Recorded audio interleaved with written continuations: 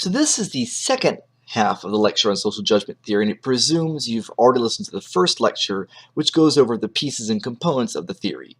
What we're going to concentrate on here are examples and working through some to help you understand how those components explain and predict persuasion and which messages are most persuasive. To begin working through an example, I'm going to return to an example return to the example of tobacco. And if you find that the items seem out of order from what you would do in terms of what's most extreme to most, well, the other extreme, I guess, just forgive me. We're just playing along here, but let's just assume these positions are in alignment from one extreme to another.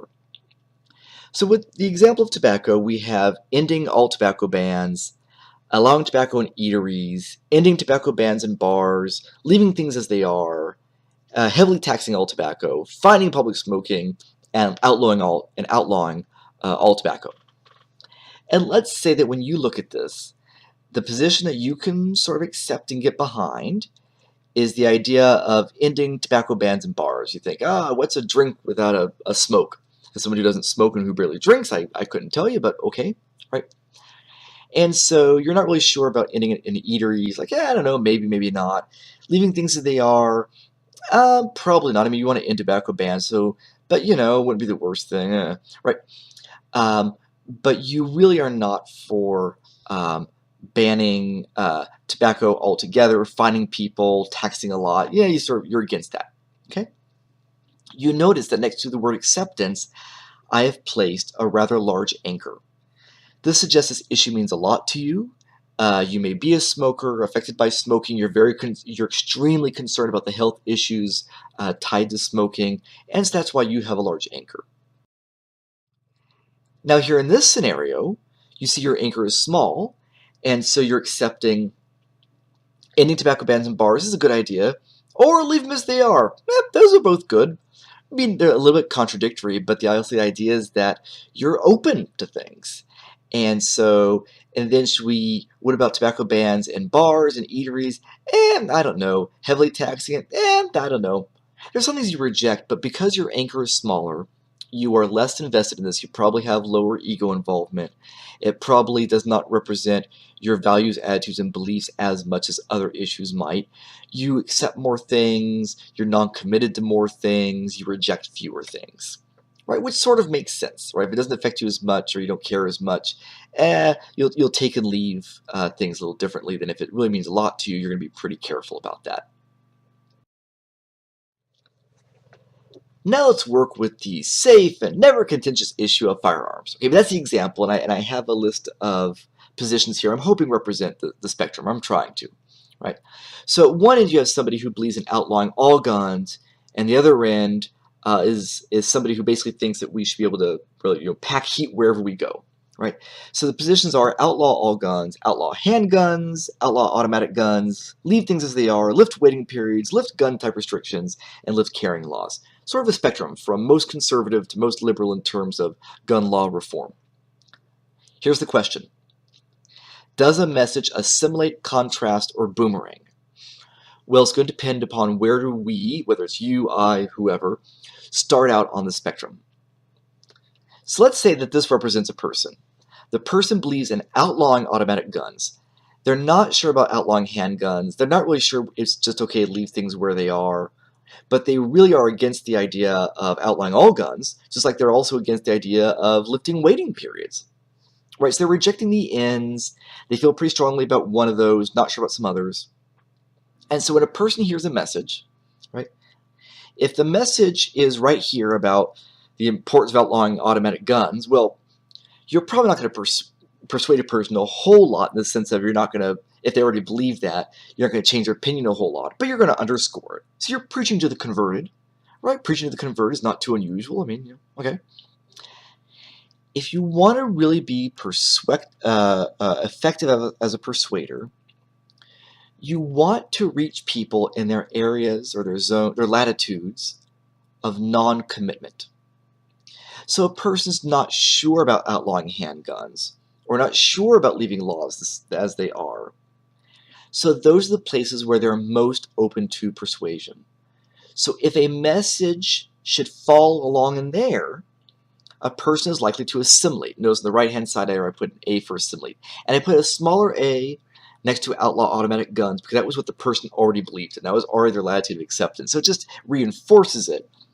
Whereas if the message is about outlawing handguns, we'll say, that message is likely, the person is likely to assimilate that message and then be for outlawing handguns because it was in their latitude of non-commitment. It wasn't too far from where they were. Because social judgment theory says, and this is so important, social judgment theory says if you want to persuade somebody, the message has to be close to where they are and just pull them out a little bit. Right? If it's right where they are, all you do is sort of cement them in that place. But if it's next to where they are, they'll be willing to slide over, to scooch over just a little bit more. So an argument that's close to what they're open to is one that they're most likely to assimilate. And if somebody assimilates that message, it means they're agreeing now, and that means a person is, if you will, effective as a persuader. Now let's say the same person hears a message that talks either about outlawing all guns, lifting waiting periods, or lifting gun type restrictions, right? Either way. So they're against outlawing, this person here is against outlawing automatic guns. Here's a message about why we should outlaw all guns, right? That falls in their latitude of rejection. And so whether the person talking about outlawing all guns or lifting waiting periods, because a person rejects those, any of those messages is going to contrast, right? The person's going to hear it, recognize it's too far from what they believe in, and therefore they're going to contrast it. So those messages are likely to have little to no effect on the person because they're too far from the thing they believe in. So they're going to contrast it. Now, what if this person, or who just believes really in outlawing automatic guns, here's a message about why we should lift all carrying laws, right? Now they contrasted, they dismissed the idea of lifting waiting periods. But then, when they hear somebody talk about lifting carrying laws, they start thinking, gosh, maybe I'm too liberal. Maybe leaving laws as they are isn't good enough. And that causes then a boomerang effect. Right? So we're really just sort of looking at when they see the message, what's their judgment going to be? So the extreme one is a boomerang. Those that aren't close but aren't far, far away are a contrast. Those that are sort of close are an assimilation. So what does that do to a person? Let's illustrate this in a different way. Here's Joe Schmo. In the first column, we have Joe Schmo where he's starting out. In the middle, we have a speaker, Plain Jane. And then we have Joe Schmo again. So on the issue, whatever the issue, it doesn't matter. Joe Schmo is right in the middle, accepts the position right in the middle, a little bit of non-commitment, plenty of rejection. If Plain Jane's message falls on the edge of what Joe accepts, really in his attitude, really in a latitude of non-commitment, we're likely to see him assimilate. Right? We see that he now accepts a position that is her position. And that, of course, is assimilation. So the message that was close to what he believed in, but not exactly what he believed in, pulled him to where the persuader wanted to go. He assimilated.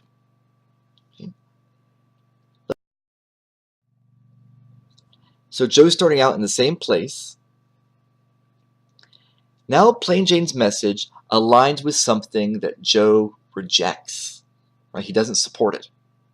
So what's his response? Well, he doesn't make any sort of change at all. Right? He heard the message, he went, oh yeah, I don't agree with that. Now, he sort of knows he disagrees with it. It's in his latitude of rejection.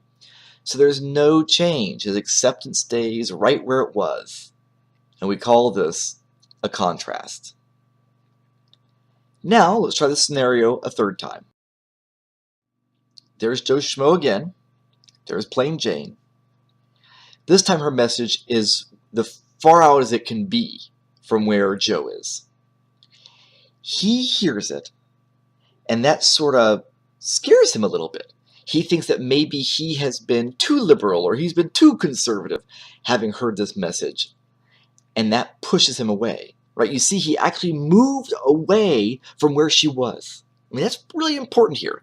It's not that he just didn't move. It's that she scared him away. And that, of course, is a boomerang. So social judgment theory, as I said, is useful for thinking about the messages that are most effective depending upon where a person starts out. I think conceptually it's really useful, and you want to be sure you're familiar with these concepts, how they work, and which type of messages are likely to create which type of judgment and what it is that that really means.